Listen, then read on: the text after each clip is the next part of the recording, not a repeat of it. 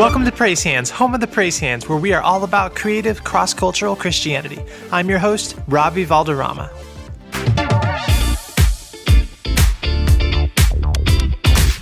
I know this has been a rough couple weeks for many of you and your families. Here at Praise Hands, we want you to know that you are in our prayers.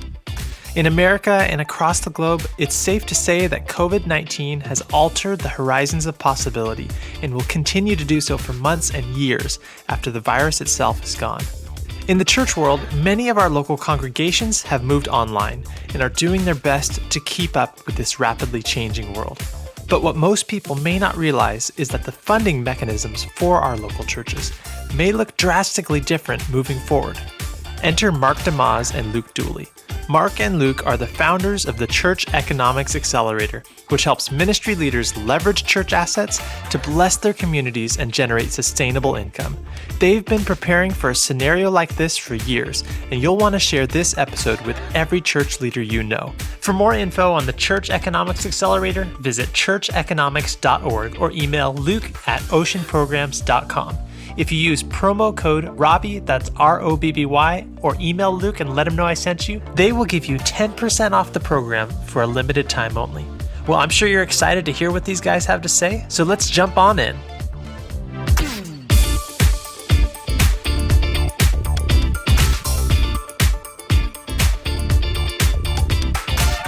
Mark, Luke, how's it going? Good to be with you, bro. Glad to be here. Thanks for having us get together, Robbie. Yeah, absolutely. So Mark will be familiar to listeners of this show. He was on last season talking about a host of issues, including diverse church expressions, most notably in this scenario, church economics. Mark is the founder of Mosaic Church of Central Arkansas, leader of the Mosaics Global Network, the author of the book, The Coming Revolution in Church Economics.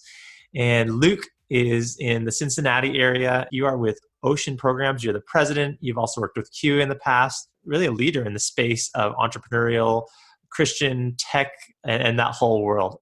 Right now is a huge moment really for the world with COVID-19. We're trying to really get our bearings. A lot of our churches, of even political systems and economic systems, we're all just trying to keep up with this rapid acceleration of change. And the reason why I wanted to have both of you on the show is you two have both been really forward-thinking with where the world is headed.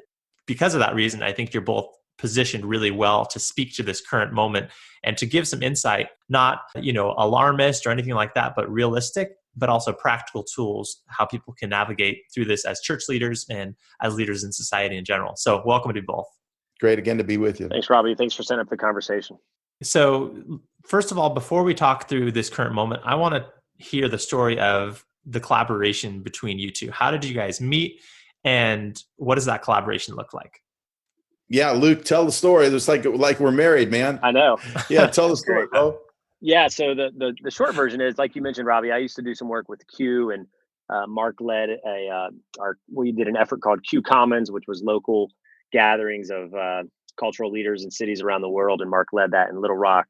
So we were buddies from kind of back then. And as my work transitioned, I've been at Ocean now for several years, leading the work here. I was at a conference in Florida about a year ago, and Mark was telling me about his new book, The Coming Revolution of Church Economics, which came out this past October. And I was reminding Mark of the work that we do at Ocean, where we equip and empower entrepreneurs to launch and lead ventures that allow them to manifest the kingdom of God in their communities. And as I put our training manual for one of our programs, it's a 9-week program that we have called Genesis that trains entrepreneurs kind of in faith and entrepreneurship principles. I put that in Mark's hands, and he flipped through it, and I'll never forget, he kind of looked through it and he looked back up at me and he said, "Could you make this for church leaders?" And I said, "Well, I think we could." And so that put us on a path over the past basically year and a half, where we worked on a project together that we ended up launching this past January. And it's called the Church Economics Accelerator. It's a 5-month program for churches and their leaders to explore and pursue what it looks like to do a few things. To use some of Mark's language from the book, to better leverage their assets, be benevolent with their real estate, bless their community, and ultimately generate meaningful revenue for their local church and the mission that they're doing locally. And so we've launched this accelerator program with our first cohort in January. We unfortunately had to cancel our March cohort because of the coronavirus concerns here globally. But we will be looking forward to having several more of these cohorts throughout the year. And really what we're doing is we're helping churches answer the tough questions of what happens if a day arrives when tithes and offerings is no longer enough. And even beyond that, how do we think differently about the resources we have available, about the needs in our community, about the buildings and the people and the assets that we have, and how we could leverage those things together to create revenue. That's really good. And now, Mark, do you agree with his story?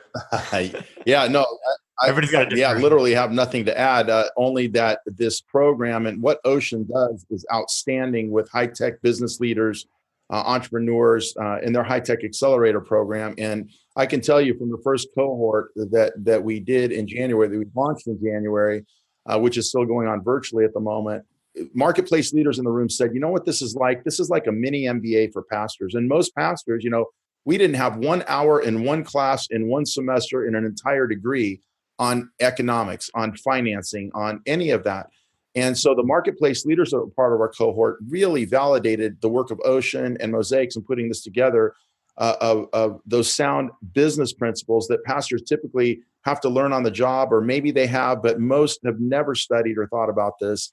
And Ocean did a great job of that. And not only that, but it's actually great principles for planning and thinking and developing and moving away from, or moving beyond, I should say, ideas and scratching your head to say, what could we do to leverage our assets, bless the community, generate meaningful or sustainable income, to actually holding you by the hand. And 5 months later, you walk out knowing exactly how you can do that, how you can practice church economics, and it moves you within 5 months to implementation. In fact, I just got to tell you this real quick. In the first month, the second month, so we met in Cincinnati, the second month we're online, and already just out of the first meeting in Cincinnati, one church had already monetized their security program. In other words, based on what they learned in that first 3 days and 2 nights with us, they had already developed a security plan for their church.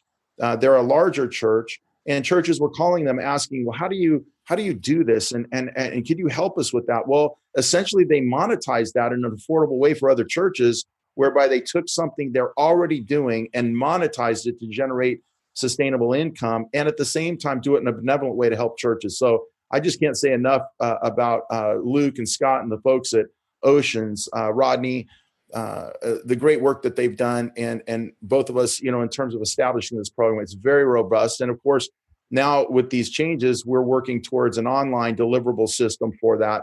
At some point in the future, I think we'll have to automate and put that online as well as do it in person when life gets back to the new norm that is coming. Yeah, that's really good. I love how you both were able to come in with something to the relationship and say, hey, I've got this. And the other person said, well, I've got this. And you put that together, and there's an exponential return on investment in terms of the knowledge capital and the time that you've been able to provide. So thank you both for leading, really, and being willing to collaborate. Some people, it's easy to say, oh, this is my idea. I just want to run this all by myself and get all the credit. But ultimately, that's not going to solve the problems that the church is called to solve. And that's not going to equip the church to be who we're called to be. So I love the example you guys are providing. So looking at this situation that we're in right now with COVID-19, I mean, it's serious. Obviously, people are dying. We don't know a lot about the way things are transmitted. We don't know a lot about what the future looks like. As you are talking with church leaders, as you're talking with business leaders, I'll start with this. What is your assessment of what is going on right now?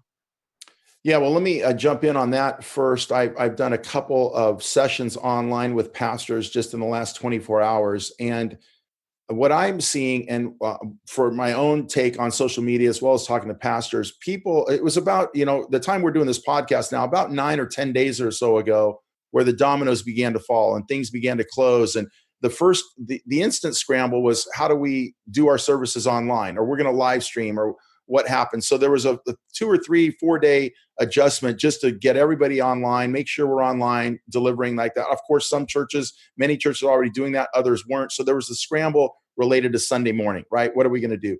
And then this particular week, in the last 4 or 5 days, you see a lot of pastors and churches trying to innovate and adapt and providing prayer thing, online prayer services, or bringing their services online, a Wednesday night service or Facebook Live, or they're just scramble. How do we meet the needs of our own people? How do we stay in touch? How do we address needs in the community? I know in our church, we had to adapt we're the largest food distribution in Little Rock, had to adapt that with CDC guidelines, government mandates, but still this Tuesday, we figured out a way to safely deliver fresh fruit and vegetables, our food service to, it was 600 people, 130 families, 600 people on Tuesday practicing safe things. So the point is, I see churches scrambling to deal with their Sunday morning, to, in other innovative ways, deal with their own people, and or some trying to meet needs in the community. What I haven't seen is any pastor yet, other than myself and Luke, from an Ocean perspective, thinking about what's going to happen in 4 to 6 weeks. Because what most churches in this country are set up like a lot of homes and a lot of small businesses. They've got maybe 2 weeks, maybe 4 weeks in the bank if they're lucky. Many churches are, like a lot of families, are paycheck to paycheck. And if you're a pastor listening to this right now and you think magically that somehow by the end of April, the tithes and offerings, the revenue you're going to be receiving is equal to what it was at the end of February, in my opinion, you're sorely mistaken. And just like this virus, where people took a wait and see attitude, right? You can't take a wait and see attitude in terms of the economics of your church and see how things shake out 6 weeks from now and then adjust. The time to pivot is now. Speed is crucial.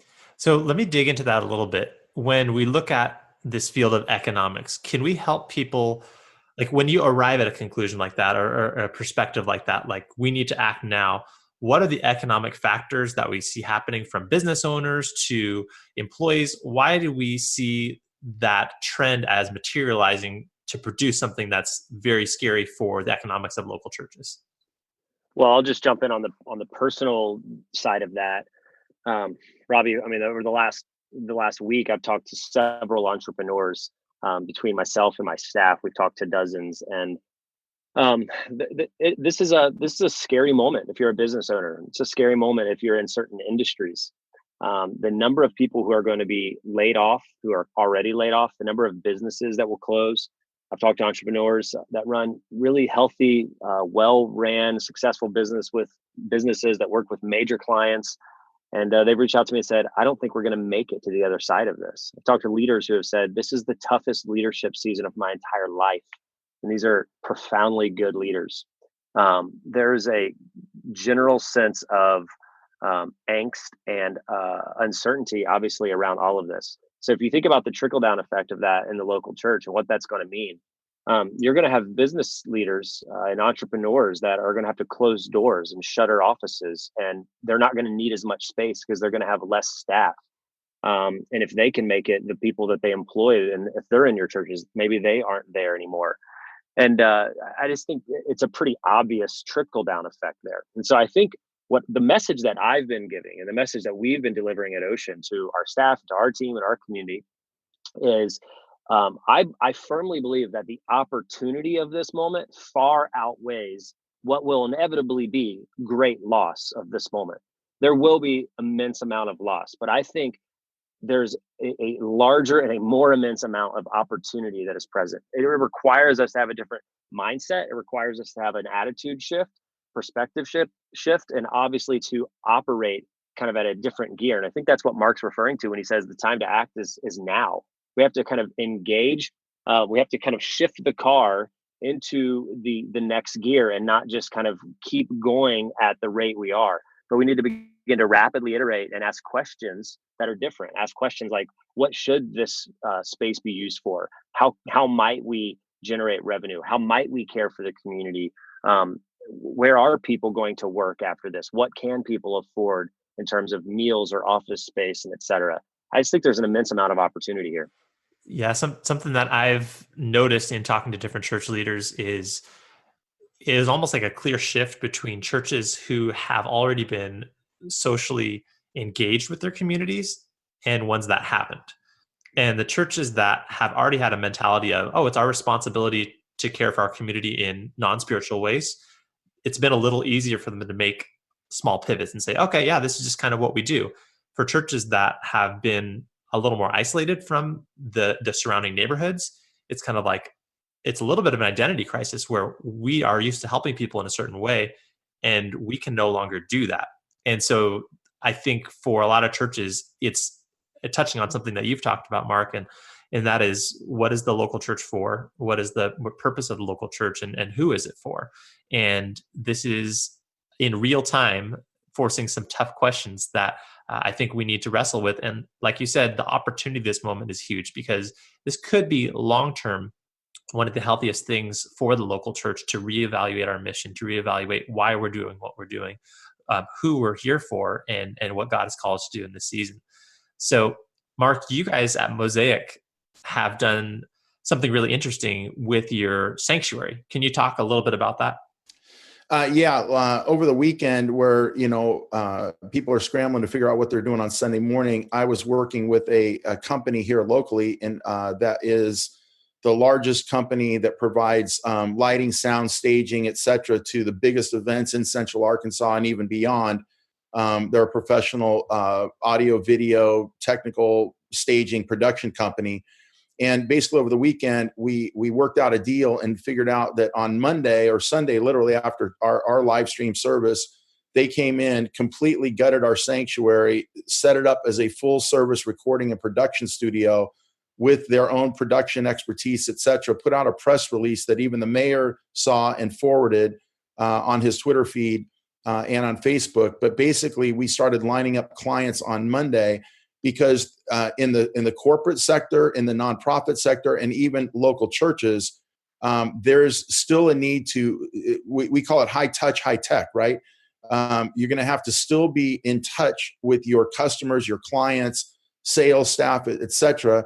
And many are going to get tired of doing it like on not just tired, but maybe don't have the capability or don't quite understand, how to do it on a computer or Apple. When you're speaking to 200 people, it's not going to be that great coming from an iPhone or whatever. So at affordable rates, this production company is now booking clients and to use this. It's a killer stage. It's insane. Like, it's everything that you'd have at the highest level of professional production anywhere in the country, the look, the feel, et cetera.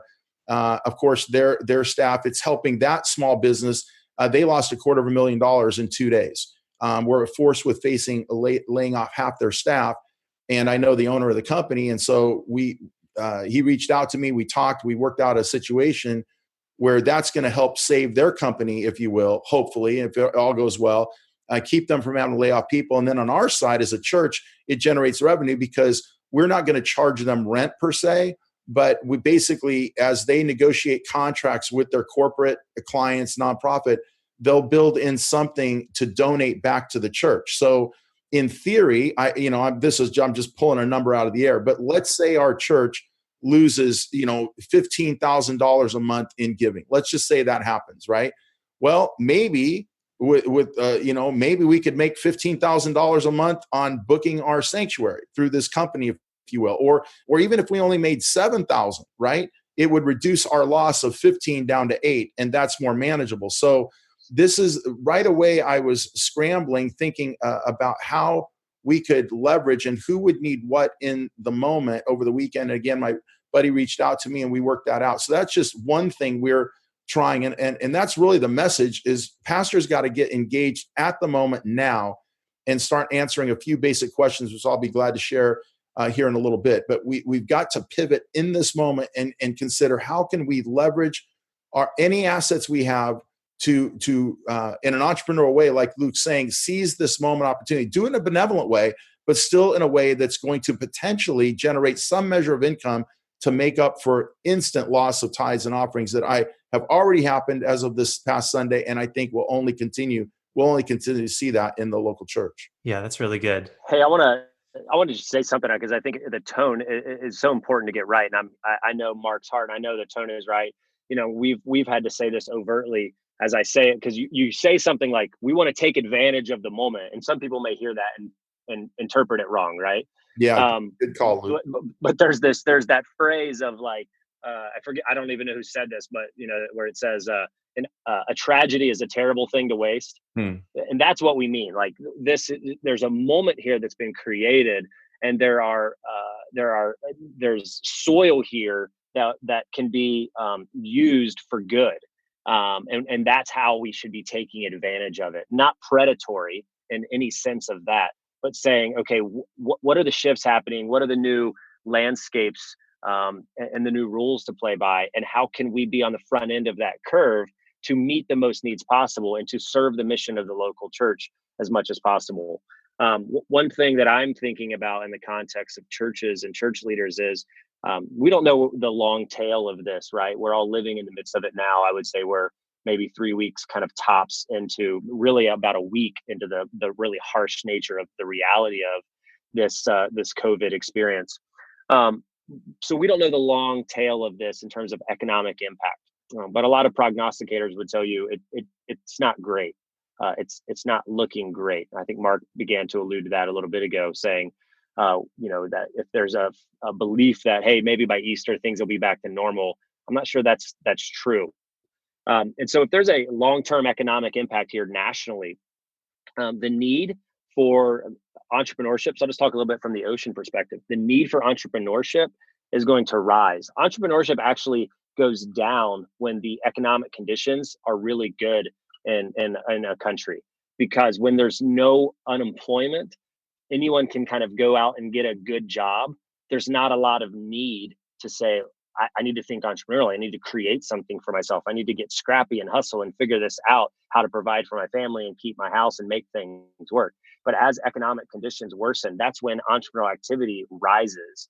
And so my question to churches and to church leaders would be, are you going to be ready to respond in your communities to supporting, training, equipping entrepreneurs, many of them possibly first-time entrepreneurs, for what will inevitably be one of the most difficult journeys of their lives?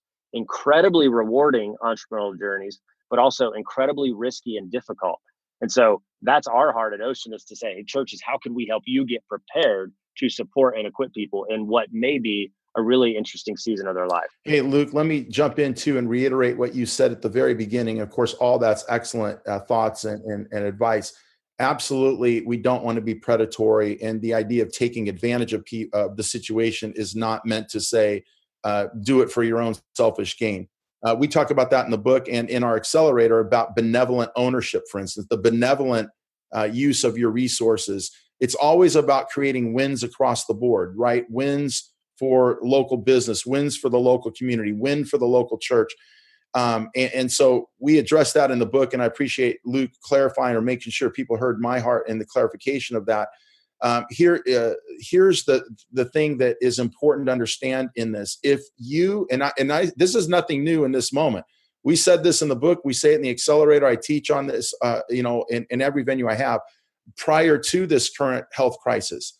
And the message is this: if you keep giving everything away for free, you're not going to be here. I used to say in 10 years. Now I'm saying in 10 months, right? If you keep, as a church, and I'm talking about the church.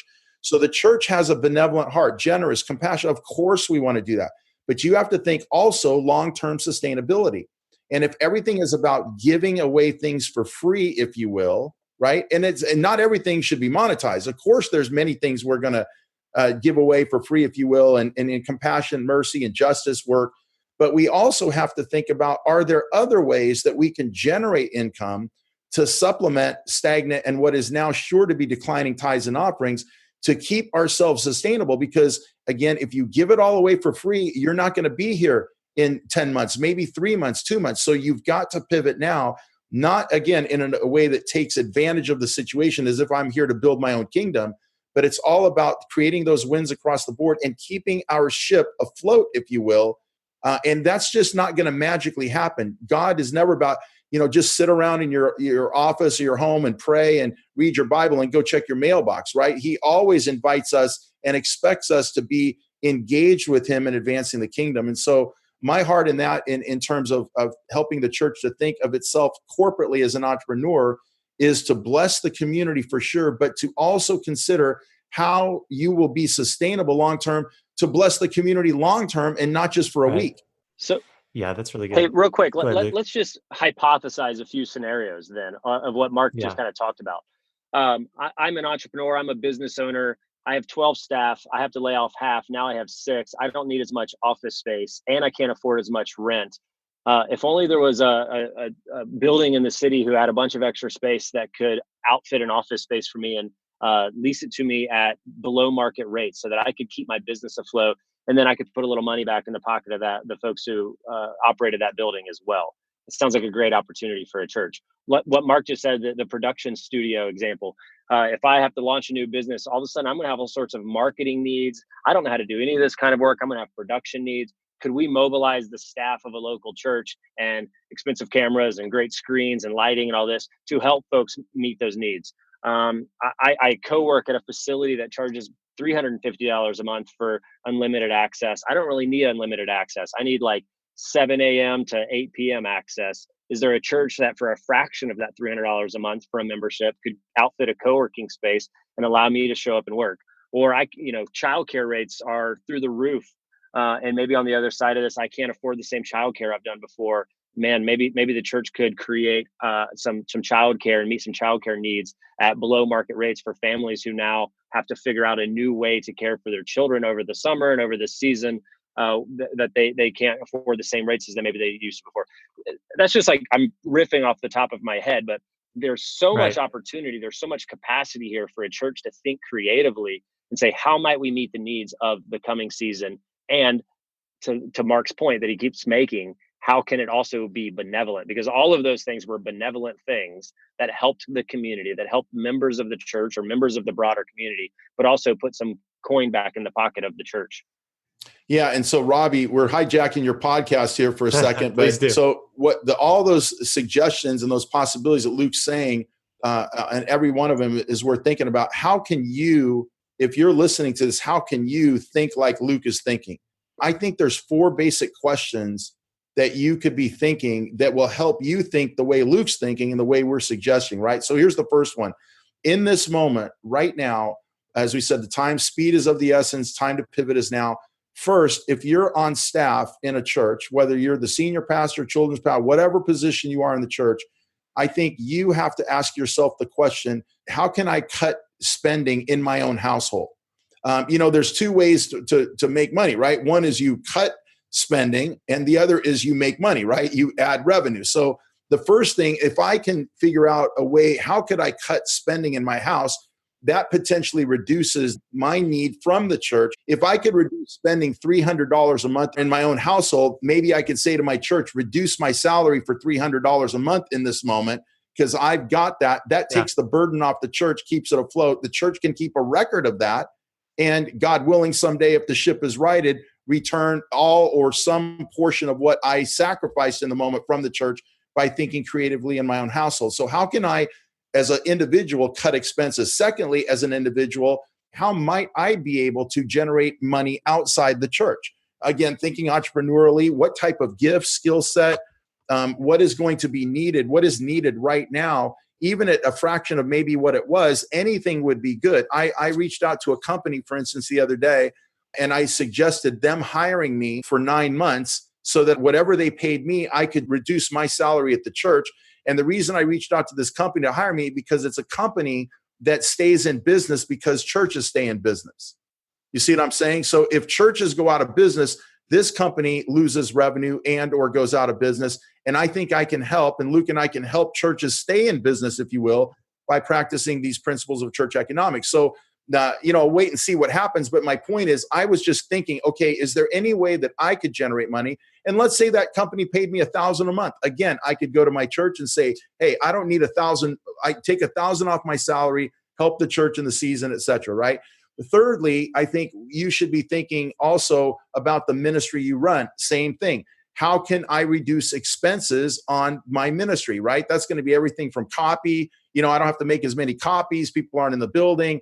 But thinking about your own ministry in the local church, where do I cut expenses in the moment? How can I reduce expenses to save the church money?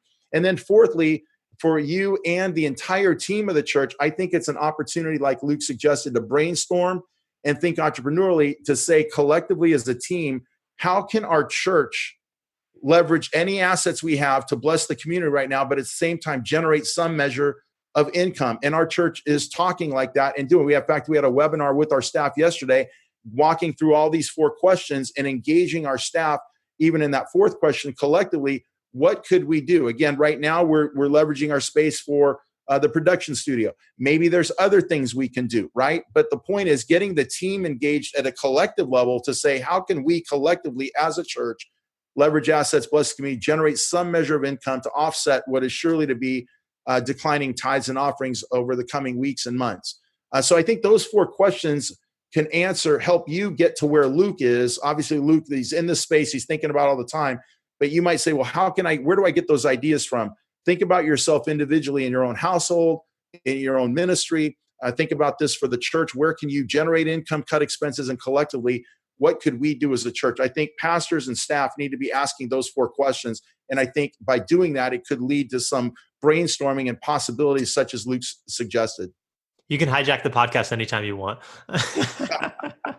Can I give one more good question to ask? Absolutely. So this is our favorite question that we ask entrepreneurs all the time. And it's simply, are you in love with the problem you're trying to solve, or are you in love with your solution? And one of the great entrepreneurial traps to fall in is to fall in love with your solution and then find out that it doesn't actually meet a problem, or it doesn't solve the problem that you thought it did, or it solves a problem that nobody's asking to be solved, or they're not willing to pay for it. There's not value there for them.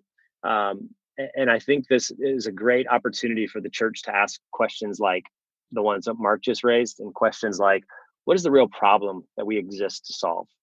And are we going to continue to solve it in the same ways that we have for decades? I won't say centuries, because what we were doing centuries ago isn't what we were doing today, right? Yeah. But are we going to continue to solve it in the way we did for the last few decades or several decades? Or are we going to start to imagine new ways that we can solve the problems that we seek to as a local church? And now that gets into a different discussion of what is the purpose of the local church, and why does the local church exist, and what needs and what problems is it trying to solve, and does it exist to solve? And we could have that debate. But I think it's a worthwhile question to start to ask of your teams, of your leadership, of the folks that are making decisions at your church. Hey, Luke, Reese, that's such a great question. You stated it right up front. I was hoping you'd come back to it. Say it again the exact way you said at the beginning, the question. Are you in love? Yeah, the question is, are you in love with the problem you're trying to solve, or your solution? Yeah. Yeah, that's so good. Wow. Well, I think this is exactly what I wanted church leaders and leaders of all kinds to be able to hear from you two as your leaders in this space, as you're forward thinking. How can people learn more about the Church Economics Accelerator, learn more about you two, get in touch, and maybe take some next steps? Well, the Church Economics Accelerator, of course, as we designed it, is on hold naturally because of travel and restrictions, et cetera. But everything that involves is at churcheconomics.org. Churcheconomics.org explains the whole program and what the outcomes are, why, how, and what of it.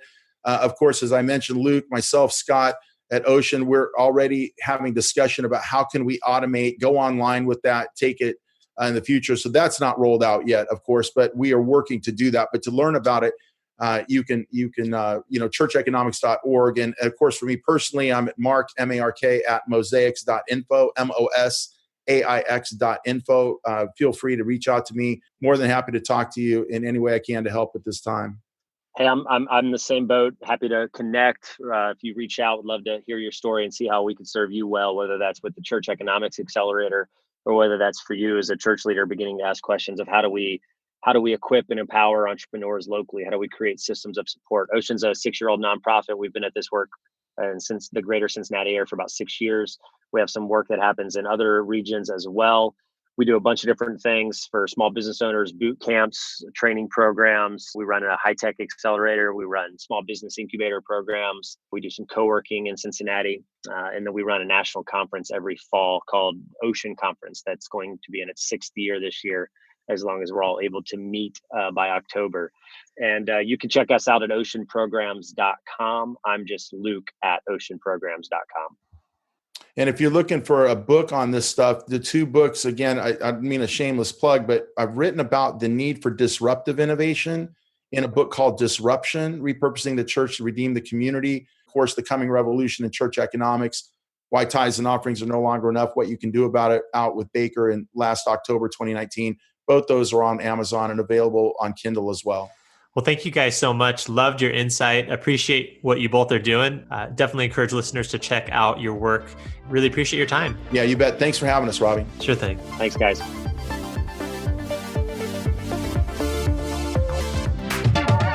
Hey guys, what a powerful and timely episode. I'm so glad you're able to join this journey with us. As a reminder, if you're a church leader that's interested in the Church Economics Accelerator, you can visit churcheconomics.org, use promo code Robbie, that's ROBBY, or email luke@oceanprograms.com and let him know I sent you for 10% off for a limited time only.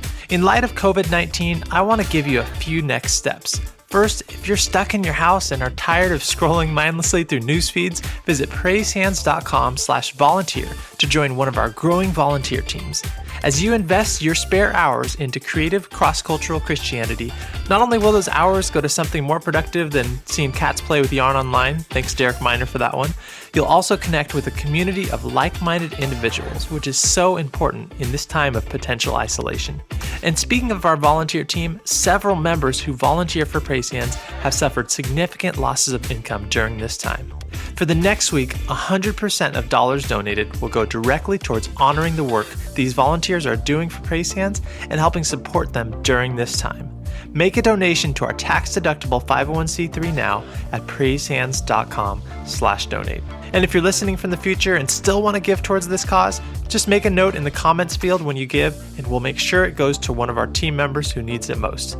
We're all in this together, folks. See you next week.